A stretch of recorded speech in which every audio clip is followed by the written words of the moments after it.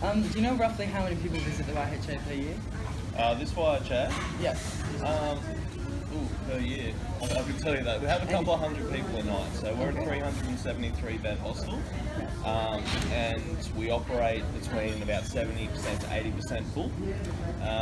In the summer, that's made up of backpackers mostly, so European travellers predominantly between the ages of 18 and 35.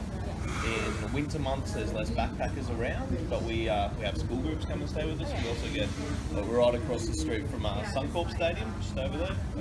Sorry, still get mixed up sometimes. Been here 5 years, but so we get domestic travellers come through quite a bit as well for those events, and families, lots of stuff. So what is the most common nationality of tourists that stay here? Our most common nationality is actually Australians, because we have a lot of school groups and stuff come through. That's over the course of a year. But otherwise, people from the UK are our biggest traveller, and that's been steady for a long time. The numbers don't really go up that much, maybe go down a little bit. And behind them is Germany. A lot of Germans come and travel. Do the people that work here ever struggle to communicate with people of foreign nationalities? And how do you deal with the situations and the language barrier? We as part of our recruitment, we do try and have staff who are multilingual. So at the moment at the desk, we've got somebody who speaks German, for instance. We also have a Chinese-speaking staff member. But you do run into problems. I've found most people who come from Europe or Germany and Scandinavia, the Netherlands, all have very good English skills, but some from France sometimes of us, so we have a French-speaking staff member. China as well, a lot of the older Chinese won't have very good English skills, so, but you can always kind of make yourself understood. I've sat there with Google Translate in front of me, and you just got to be careful of your phrasing. Sometimes you can put in something to Australian and it will just not make any sense on the other end. But I've sat there with Google Translate and all printed stuff out. You got a map.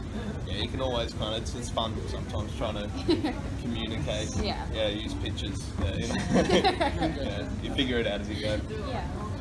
Why do you think these young tourists visit Brisbane? In your opinion, what are the key features of a good city that Brisbane offers? I think Brisbane's we're what they call a gateway hostel. So having a large international airport, a lot of people will come to Brisbane as their first stop in Australia, and they will set up base here, get their bank account, tax file number, and all that sort of thing. People also see Brisbane as a gateway to the wider Queensland coast, which, Great Barrier Reef, Wet Sundays, Cairns, Fraser Islands. It's a great base to set up your trip further north. So we have that as well. Brisbane itself, of course, has close proximity to Moreton Island, so a lot of people come visit us to visit Moreton Island. They'll go do trips to Lone Pine Koala Sanctuary here as well.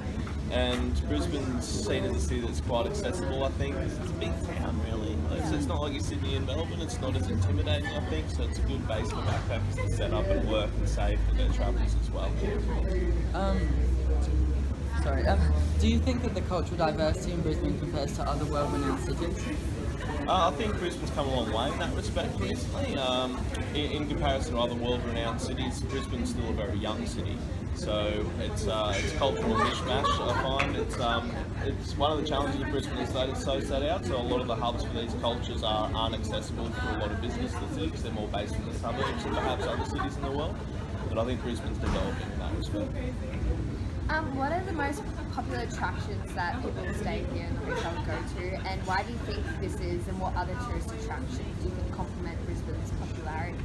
I think Brisbane's done well in the way they put together their free ferry route along the river. Brisbane's a river city, so to have people go check out South Bank and catch a ferry up to New Farm Park, it's quite picturesque. It's a cool scene. Mount Cootha as well. Brisbane's where the city meets the bush, I guess, so people can jump on a bus and go for a bushwalk and be back in a few hours, which is highly appealing. And of course, if you want to go to Stradbroke Island, because we're talking predominantly of a market that doesn't have a car, so they've pretty much got to come through Brisbane to go there. And like I said, Moreton Island as well, Lone Pine Koala Sanctuary, on their way to Byron Bay as well. Do you think that the YHA is within close proximity to popular parts of Brisbane? Yeah, I think, we're 600 metres from the transit centre, which helps, because that's the main hub of transport and arrivals to the city. We're quite close to the cultural centre, so South Bank, the Gallery of Modern Arts, the Queensland Museum, which is quite popular, and yeah, we have benefits not being right on Queen Street because we are across the street from a supermarket, and we're close to the Paddington Centre, West End, and that sort of thing as well. What locations are most desirable, and why do you think these influence the popularity of accommodation? Well, you've got to be close to a transport hub, or run a bus essentially, because people don't want to walk far or pay extra to get to your hostel essentially. You also have to be close to, people live here and they cook their own food, so they want to go to a supermarket and buy their stuff as well, so you have to be close to those kind of amenities. And you have to be close enough where people can walk and explore the city, so which we are here. If we were a bit further out, like Kelvin Grove or Red Hill, it wouldn't work because that's just too far to get to Queen Street. If we were more than 20 minutes walk to Queen Street, it would be a push. Do you think that the majority of accommodation in Brisbane primarily target people from other countries or Australia? And like, what do you target as?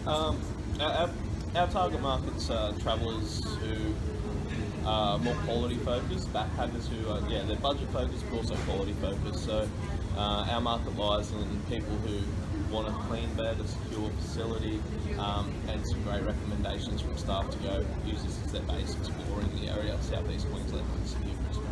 I feel like Brisbane itself is geared a lot around the hotel room market as opposed to the hostel market. And they're building more, but there's so many hotels in Brisbane. Yeah. Brisbane's also very odd in that it's about the only city in Australia you'll see that has rates that drop on weekends. If you look at the hotel rates, you'll see that it's often been a business kind of market, so people come in on business Monday to Friday and leave on the weekend, so occupancy goes down on weekends. And like you have a long weekend and everyone goes to the coast, and Brisbane's a bit of a ghost town at times, so it's different like that. Are there many modes of transport within the city, and what are the most popular modes of transport used by tourists and guests of the YHA? Everyone loves the free ferry. The price is right, obviously, but it's also taking advantage of the natural layout of Brisbane and this cool river we've got running through it.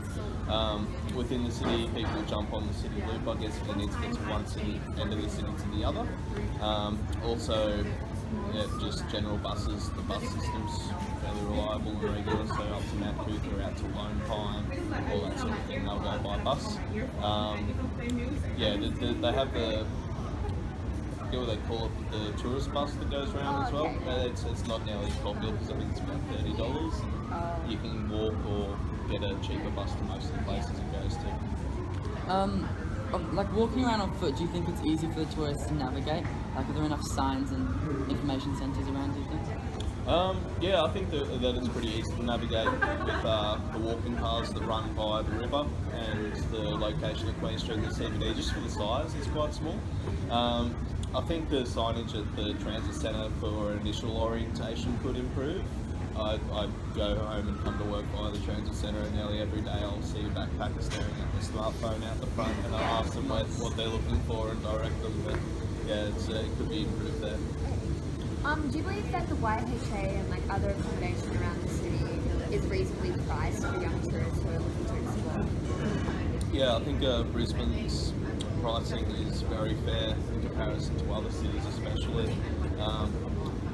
The bed rates here generally for a hostel bed, so sharing a room, generally go between $20 and $30 or a bit over $30, whereas in Sydney it would be $10 more per bed per night.